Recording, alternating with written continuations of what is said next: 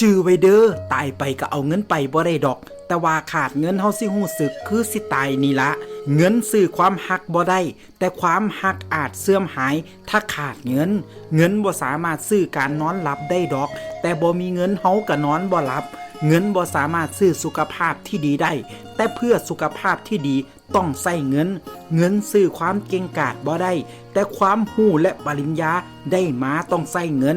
คนโง่คือคนฉลาดตอนมีเงินแต่คนฉลาดกลายเป็นคนโง่ในยามบ่มีเงินเงินบ่แม่นทุกสิ่งทุกอย่างแต่ทุกสิ่งทุกอย่างต้องการเงินเรื่องเงินมันเป็นเรื่องเล็กแต่ถ้าบ่มีเงินมันเป็นเรื่องใหญ่เชื่อว่าเงินบ่แม่นแก้วสารพัดนึกแต่ถ้าเฮาบ่มีเงินก็คิดอีหยังบ่ออกสารพัดอย่างเบิ่งจบแล้วก็ฟ้าวไปขยันเฮ็ดงานอย่าลืมว่าถ้าขี้คร้านเฮาสิอดตาย